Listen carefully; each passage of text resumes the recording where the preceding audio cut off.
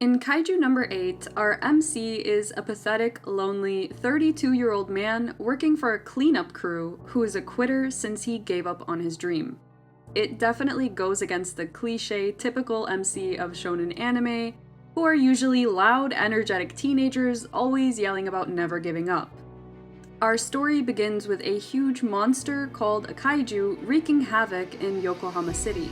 Authorities report on the destruction via newscasts, and there are sirens blaring everywhere, but judging on the way most of the citizens react, this seems like a somewhat normal occurrence.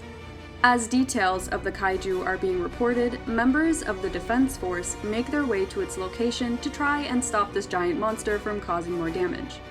A total badass chick with her hair tied up in a ponytail exits from a chopper, and as other members of the defense force distract the kaiju, she pulls out an obnoxiously large weapon that looks like a rocket launcher and shoots the kaiju straight in the chest, creating a huge hole and making the city rain with blood. Shortly afterwards, our MC, Hibino Kafka, is munching on a burger while staring at the disgusting remains of the obliterated kaiju. I don't know how he's able to eat while looking at that, but you gotta do what you gotta do, I guess. He and his coworkers are told they need to continue working, which means cleaning up the remains of the kaiju. The members of the defense force from earlier are cheered and applauded by everyone, and in the meantime, our MC and his coworkers struggle to saw through the remains of this ginormous dead monster. Apparently, they need to finish cleaning up within a week. Just as Kafka thinks things are already as bad as possible, he gets assigned to a different site for cleanup, the intestines. This makes the poor guy cry in agony as he gets dragged away to clean up the literal shit left behind by the kaiju. After a long day of cleaning feces, our MC is finally able to rest in his tiny, messy apartment when he sees the 3rd Division of the Defense Force being displayed on the news for their heroic work in defeating the kaiju. As he stares at the badass chick with the ponytail from earlier, Mina Ashiro, who is also the captain of the 3rd Division, we see a flashback of Kafka and Mina as kids, promising each other to wipe out all the kaiju. Looking at how amazing Mina is, our MC realizes how much of a worthless bum he is, and starts trying to convince himself that his job in the cleanup crew is also really important, which might be true, but it doesn't necessarily make him feel any better. The next day, Kafka gets to work, and is introduced to a new part-timer who is giving serious main character vibes, with his colored hair and cool demeanor. He's introduced as Ichikawa. Apparently, Ichikawa wants to become a part of the defense force, and another of Kafka's coworkers makes fun of him, saying he was also dreaming about it but gave up and has been working in cleanup so long he's become a part of the furniture. Ouch, I bet he needs some ice after that burn. After Kafka tries to save face by saying it's much harder to join the defense force than it seems, Ichikawa shoots him down and says he's not a loser like him who would just easily give up. This exchange makes our MC really question his decision in giving up. Shortly afterwards, the cleanup crew begins splitting up into groups for taking care of different parts, and our MC laughs at Ichikawa for getting chosen for the intestines group, then gets crushed when he's told he'll also be joining them. After another long day of cleaning, the workers rest and Kafka laughs again at Ichikawa for how sick he feels after the work they just did, but is also experiencing the side effects himself. Seriously, this guy needs to learn not to laugh too soon. After the new guy says he can't handle eating right now, our MC throws a juice pouch at his face.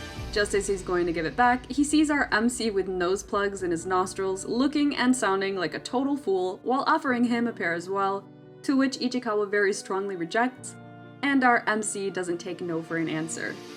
They finally finish work for the day, and Ichikawa approaches Kafka. He shocks Kafka when he says thank you to him for making the day bearable.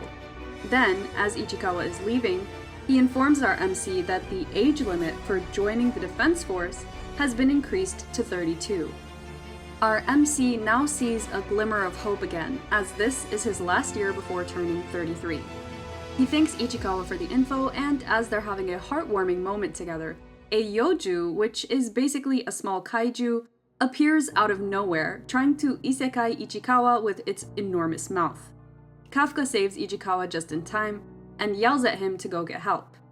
Ichikawa hesitates, as he really doesn't feel like leaving him alone, But after our MC convinces him that it's pointless for both of them to die like this, he leaves. Then, Kafka teases the Yoju, making it chase after him everywhere. He sees a small opening he thinks the Yoju couldn't possibly follow him through, and as he jumps through a glass window, he has yet another flashback to a moment he shared with Mina when they were kids. Apparently, Mina is sad that her calico cat, Miko, was killed by a kaiju. In that moment, they both simultaneously come to the decision that they want to join the defense force. Then, Kafka challenges Mina by saying he wants to see which of them actually will make this dream a reality.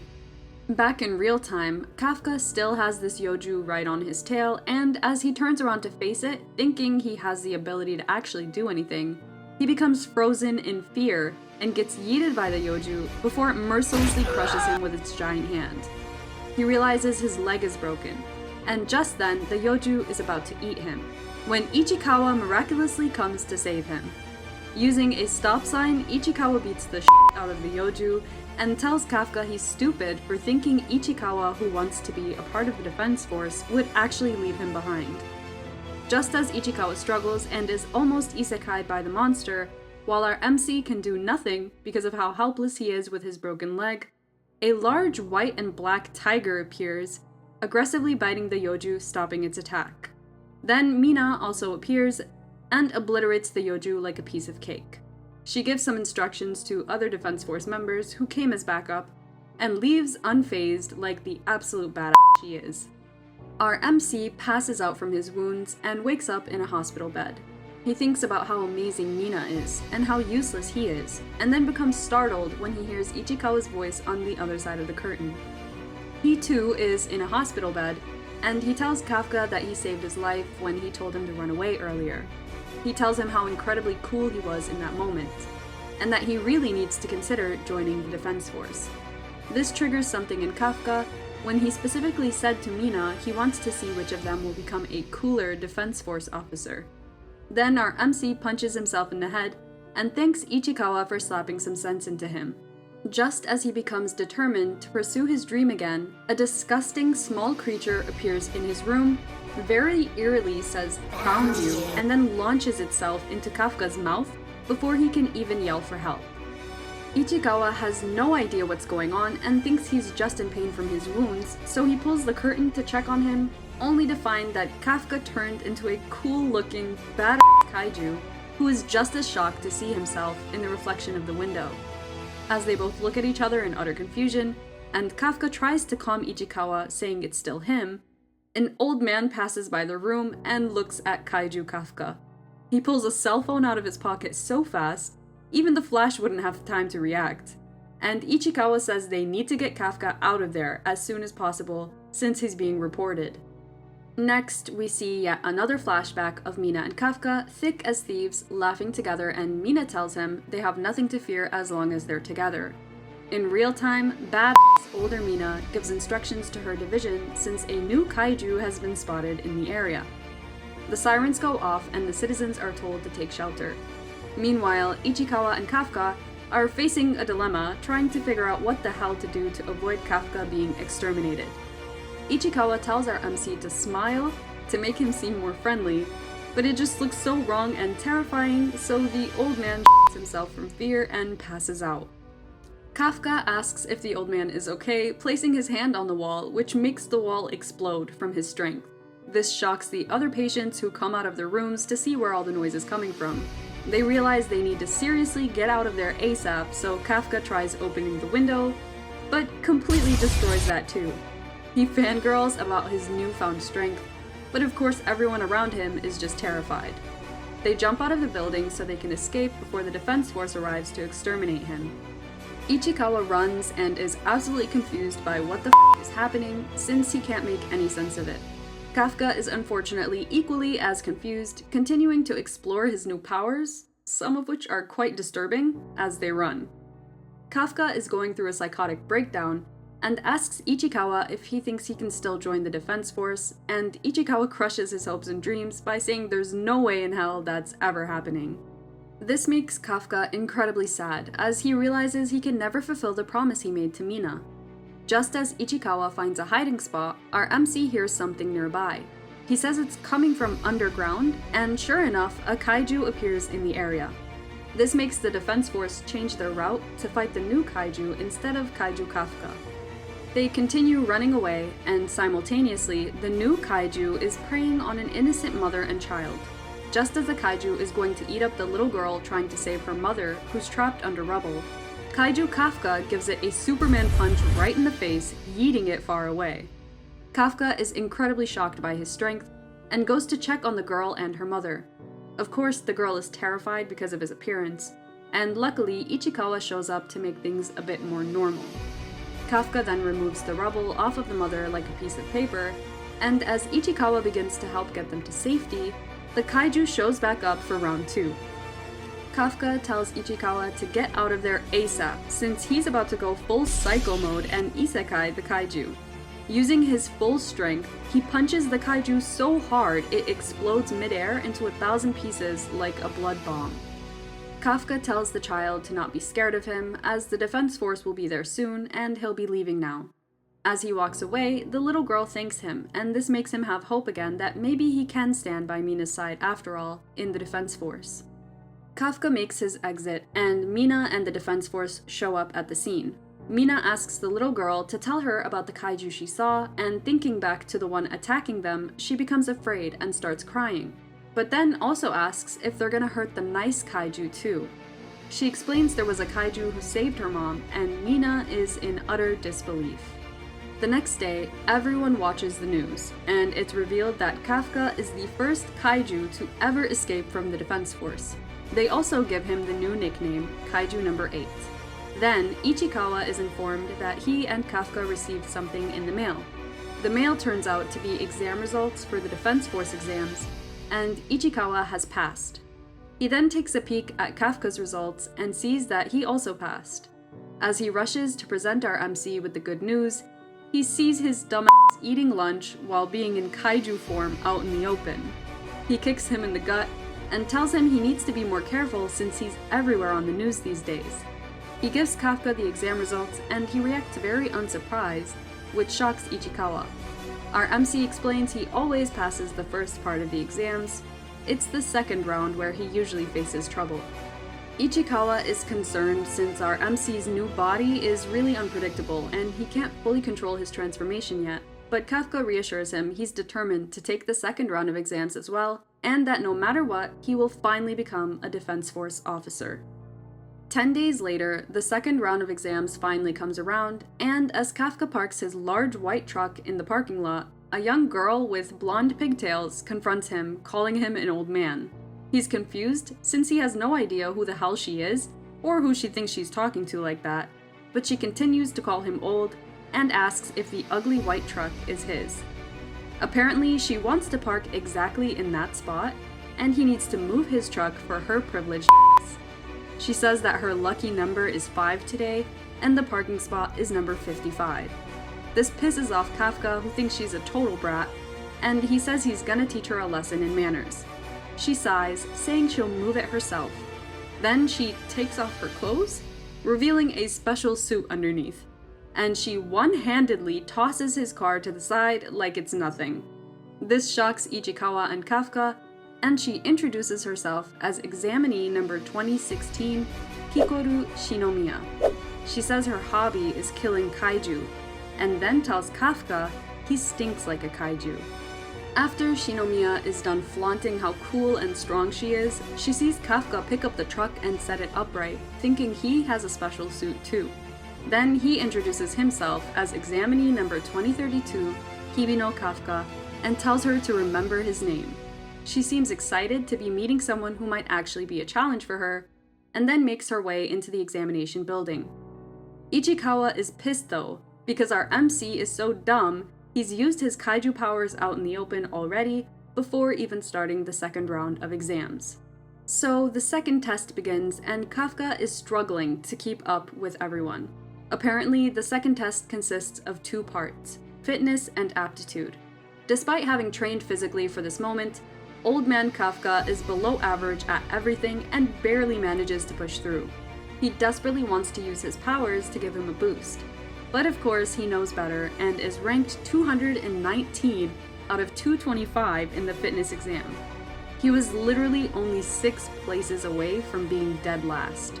Shinomiya, on the other hand, brags about ranking 5th and makes fun of Kafka for performing so terribly. He cries in embarrassment and begs her to forget his name. She laughs and sadistically smirks before walking away. Ichikawa is relieved though, as it's clear our MC listened to his advice and didn't use his kaiju powers. Meanwhile, Mina is working in her office when someone presents her with the files of new applicants for this year. She sees Hibino Kafka's file and decides to listen to what her friend has to say about the newbies for once. He tells her he's got his eye on a few people. They include Haruichi Izumo, who apparently graduated at the top of his class. He also ranked 2nd during the fitness exam. Another interesting newbie is Iharu Furuhashi, who was valedictorian at his college and ranked 3rd during the fitness exam. Then there's Aoi Kaguragi, the rising star of the Japan Ground Self-Defense Force. He ranked number 1 in the fitness exam, and apparently turned down a spot in the Japan Ground SDF Elite to join the Kaiju Defense Force. And let's not forget the most important star of the show, Kikoru Shinomiya. She graduated uni at the age of 16, skipping a lot of grades and becoming the youngest ever to do so. She's considered the greatest talent ever. Just as she walks over to begin bragging about how awesome she is, Kafka is absolutely shocked at how amazing she is, and grabs her by the shoulders, triggering her bodyguards to tackle him down. Everyone looks at him like he's a weirdo old man groupie of hers, and she yet again trash talks him, embarrassing him in front of everyone. He knows he has no chance to beat her, but Ichikawa informs him that the second part of this exam, the aptitude test, will involve kaiju corpse disposal, which of course is something Kafka is really good at considering how long he's been working in the cleanup crew. So, after arriving at the grounds of the second test, they're greeted by the 3rd Division Vice Captain, Hoshina. He opens the ginormous gate and says their job is to find all the kaiju in the area and neutralize, or isekai, them. Of course, this absolutely devastates Kafka and Ichikawa, who thought they'd only have to dispose of dead kaiju corpses. They're scared shitless, but all the other examinees look excited to participate in this killing spree. They're then provided with a special combat suit which adjusts to their body shape perfectly and amplifies their strength. Some lady in glasses in another room starts reading out everyone's combat power levels, which are all less than 20%. Apparently, even reaching 20% is incredible after training. So of course, everyone is absolutely shocked when it's revealed that Shinomiya's combat level is 46%. Ichikawa is disappointed that he only has 8%, but Vice Captain Hoshina tells him that basically anything above 0 is perfectly fine and he's never even seen someone with 0% before. Sure enough, our MC doesn't disappoint, and it's revealed that his combat level is in fact 0%. This makes the Vice Captain laugh till he cries, as Kafka embarrassingly pushes with great force, trying everything to make his level go up, but looks like he's just trying to take a instead. Shinomiya is really not entertained since she had high hopes for our MC after seeing his display of strength in the parking lot earlier. Then, the Vice Captain enters the room and says the test is going to commence.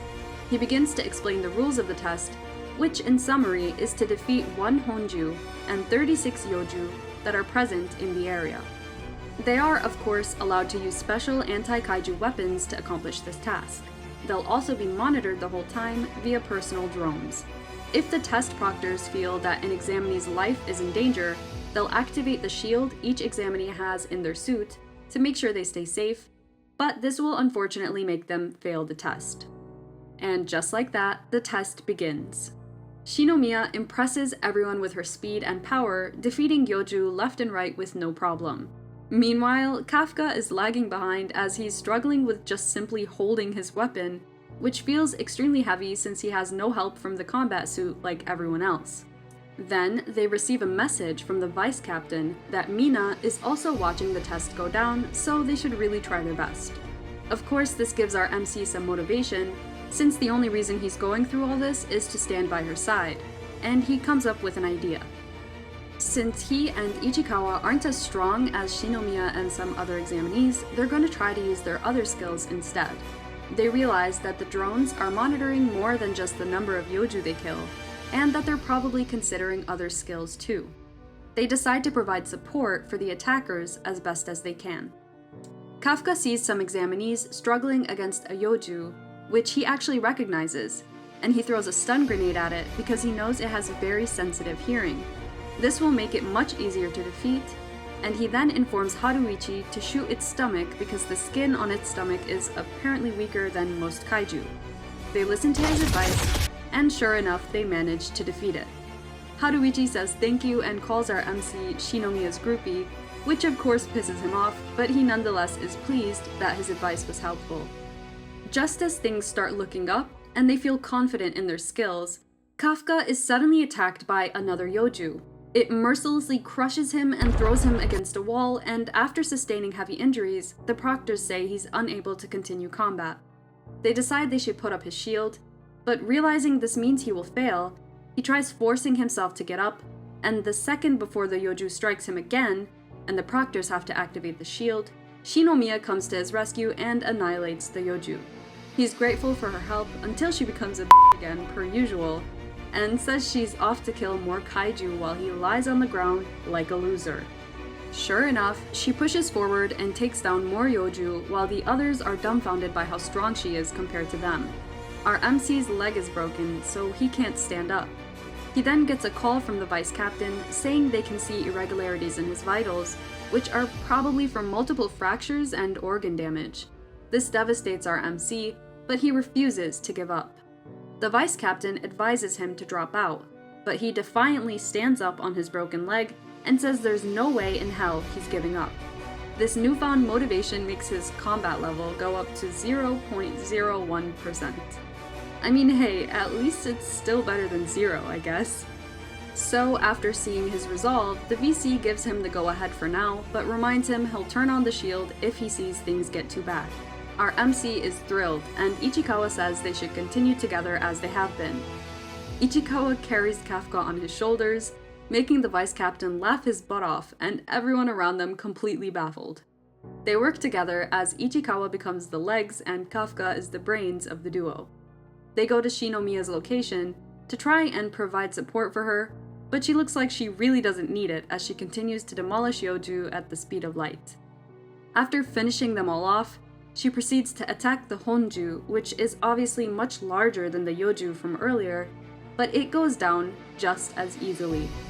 Basically, the Ichikawa-Kafka duo did absolutely nothing other than running around like a bunch of idiots, and Shinomiya finishes isekaiing all the threats, so the test is over. The proctors, including the vice captain and captain, are all praising Shinomiya for how incredibly powerful she is, and they note that not even one examinee dropped out during this exam, though they were expecting the usual 30% dropout rate. Just as Shinomiya turns to leave the site, where she demolished the honju, so she can yet again go trash-talk Kafka, she feels something ominously lurking behind her, and then gets shot right through the chest. Meanwhile, our MC and Ichikawa are resting on the ground, completely exhausted, when they see that the previously dead Yonju are somehow coming back to life. On the other hand, Shinomiya is healing herself using her suit, so she can fight a very disturbing mushroom head-looking creature with a creepy voice who can actually speak to her. As she's overwhelmed by the fact that there's such a creature who can communicate, she brings up her weapon to kill the disgusting thing, but receives many bullets in her body instead, as the creature lifts its finger and says to her, "Make sure you chew before you swallow." Whatever that means. Shinomiya lets out a gut-wrenching cry in pain, and the proctors see abnormalities in her vitals while also noticing the yoju coming back to life. That's definitely not something they planned for, and they also come to realize that the strength of the honju that Shinomiya had just isekai'd is now stronger than before. It's obvious the vice captain and captain need to get out there and help the examinees ASAP. The examinees are all told to evacuate, but Shinomiya's dumbass thinks she's somehow responsible for everyone else's lives, so despite being seriously injured, she continues to try and heal herself and fight the now stronger than ever honju, while remembering her father telling her she needs to be perfect for the sake of the nation. Just as we think she might actually be able to do something, she gets smacked to the side by the honju and looks like a complete wreck. Cue the dramatic flashback during this nail-biting moment between life and death. Shinomiya remembers her school days where she received the top score in her class. All the other students' parents showed up and praised their little ones on their achievements, but for Shinomiya, her butler comes instead and tells her her father will be home today. She gets excited to share the news with him, but he actually says he doesn't care and that she needs to be perfect all the time for the sake of not only the entire nation, but for her late mother as well. I mean, sheesh dude, that's a lot to put on a little girl. Back in the present, despite being very obviously unevenly matched against this Honju, Shinomiya is determined to keep fighting. Unfortunately, her arm is terribly broken, and somehow the Honju just continues to level up, growing horns and looking more menacing than before. The captain and vice captain are informed that the Honju is actually condensing energy for an attack, so they need to hurry the up, and poor Shinomiya sits helpless, accepting these as her last moments. As she cries about how she couldn't manage to be perfect the way her dad taught her, Kafka shows up and pats her on the shoulder, telling her she's done a great job.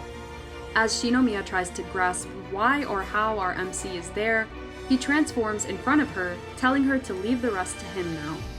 Everyone else is confused about what's going on since there are a bunch of explosions coming from the scene, but continue doing their best to evacuate.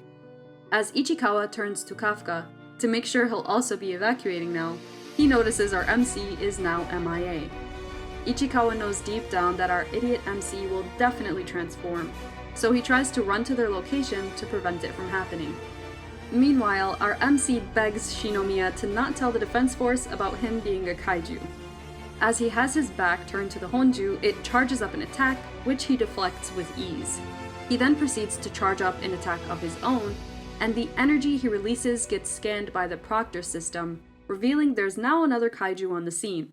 The Proctor is mortified when she sees the fortitude of the new kaiju, which we know is Kafka, is 9.8, apparently making him one of the most powerful kaiju in history. Just then, we see exactly how strong Kaiju Kafka is, as he releases an insanely strong punch that disintegrates the huge Honju until hardly any part of it remains. Of course, Shinomiya is absolutely shook, and as a Yoju is apparently creeping up behind her, Kafka charges towards her and slaps it away like a fly. He then slightly transforms back into his human form as he gives her a big smile and says he's glad she's alright. He starts giving her a fatherly lesson on how she shouldn't be endangering herself like that, and Ichikawa shows up just in time to give him a karate chop to the head, saying he's the last one to be saying that line. As they bicker, Shinomiya passes out from exhaustion. And, as per usual, the captain and vice captain show up to the scene just a bit too late to catch Kafka red-handed. He and Ichikawa, who is carrying Shinomiya on his back, arrive at a shelter. Apparently this means all the examinees are safe and sound, but on the other hand, the vice captain looks at the scene where Kafka obliterated the Honju and knows something smells fishy. Later that day, our MC is in the hospital again with Ichikawa by his side. He informs Kafka that Shinomiya is also doing alright as she's being treated with the best tech, and Kafka recalls how amazingly strong she was, which excites him. Apparently, Captain Mina is eavesdropping, and decides to enter the room and thank Ichikawa and Kafka for rescuing Shinomiya earlier. Meanwhile, the vice captain visits Shinomiya in her bougie hospital room and says that there were no casualties thanks to her defeating the Honju. Of course, she knows that's not what really happened, but when the vice captain further interrogates her, she says it was her after all, so she can cover up for Kaiju Kafka. Later that night, the disgusting, creepy talking kaiju from earlier is watching the news on a cell phone and is disappointed when he hears the number of casualties was 0. He then receives a call, and apparently he's found a way to disguise himself as a human in the cleanup crew. Unfortunately, the cleanup crew has no idea that they have a terrifying, powerful kaiju hiding in their midst. After Kafka gets released from the hospital, he loses his mind thinking about how his identity might be exposed as Kaiju number 8. And just as Ichikawa tells him how uncool he seems right now, their boss from the cleanup crew tells them they received something in the mail. They both know it's the results from the second test, and Kafka is scared shitless. He sees the results, but we have no clue if he passed or failed. Meanwhile, all the examinees who did pass for sure are gathered in a hall, and Ichikawa becomes acquainted with Furuhashi, the pink-haired mohawk dude. Then Captain Mina enters the room, and they all wait in anticipation for her to reach the podium. 2,000 years later. Shinomiya is called up and told to represent the newly appointed officers. She swears that she and the 27 other newbies will lay down their lives for the cause. The captain commends and thanks her for her performance during the second test, which allowed there to be no casualties. Shinomiya doesn't feel right hearing those words, though, since Kafka is really the one responsible for saving them all from the Honju. Just as she wonders where the hell he is, he comes in and interrupts the ceremony to everyone's surprise and delight. Apparently, even though he ranked very low on the fitness test, and got a 0 on the aptitude test, the vice captain wants to take him under his wing. Hoshina felt that even though he didn't perform well, he was still able to aid the overall effort and help his fellow examinees without thinking about his own kill count. He also says he loves how funny he is, since he always managed to make him laugh. So basically, he's gonna take him in as a cadet and train him so he's a more capable officer. After our MC makes his goofy entrance and is standing in line with the others, Captain Mina comes to the stand to say a few words. She gives a very inspirational speech, and idiot Kafka decides to say in front of everyone that he'll stand by her side one day. Not only that, but he also calls her by her first name, which shocks the hell out of everyone. She tells him to give her 100 push-ups for his off. Of course, this whole spiel makes Hoshina laugh his butt off, and Mina exits the stage. As the vice captain says he wants Kafka around to keep them all entertained, he reveals that he has a hidden agenda.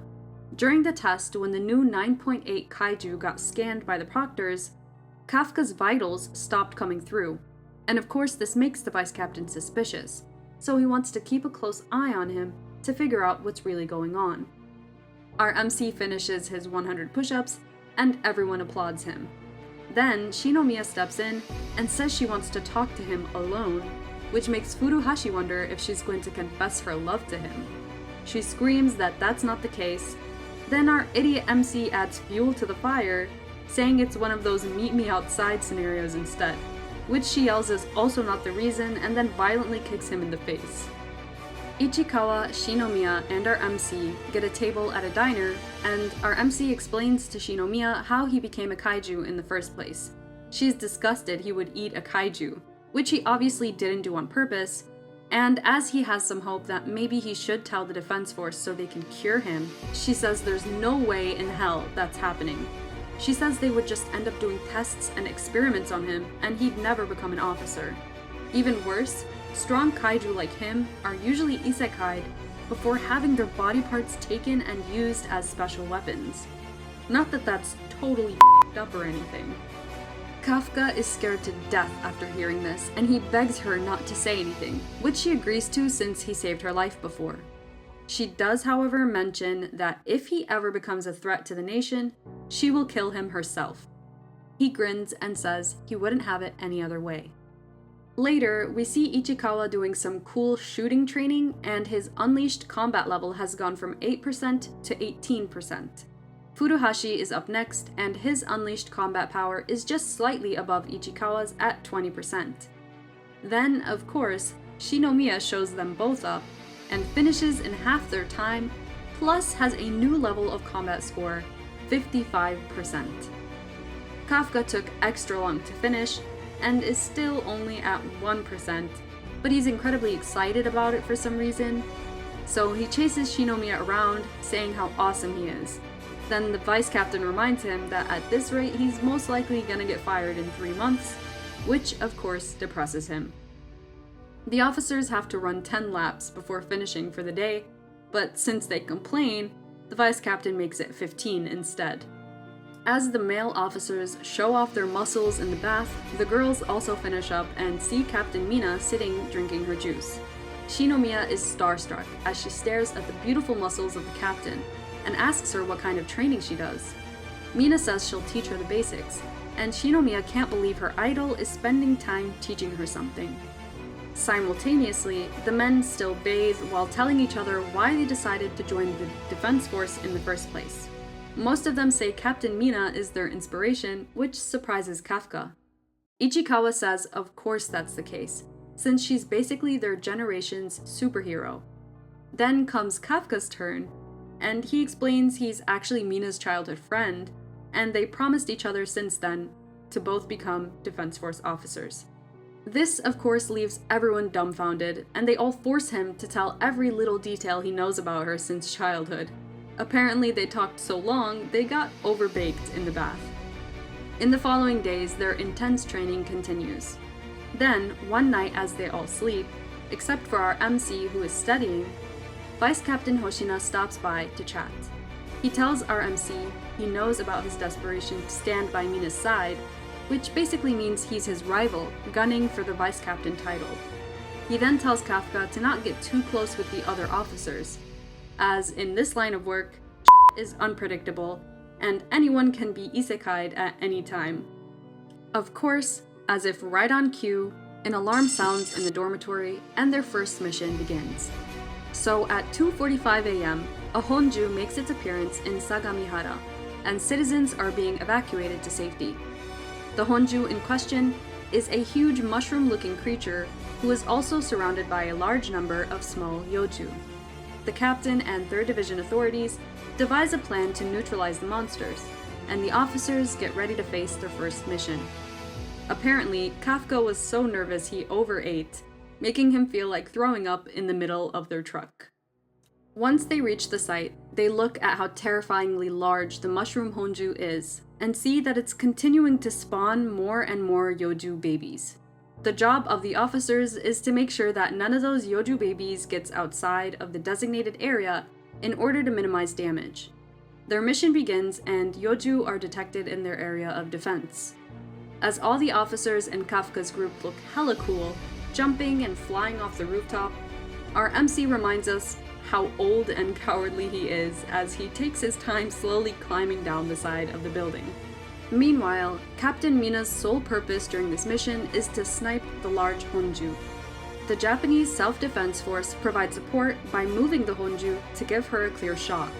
On the other hand, as Kafka and his group wait to face the nearby yoju, our MC thinks he's a gigachad whose combat score is more than 1% or something, and gets snapped back to reality when a small yoju quickly yeets him into a pile of trash.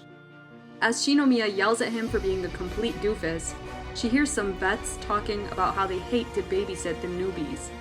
Of course, this triggers Shinomiya to show off, and she destroys the yoju they were struggling with like it's nothing to her. Kafka, who is still in the pile of trash, gives her a thumbs up and says nice job, which makes Shinomiya blush and her heart go doki doki.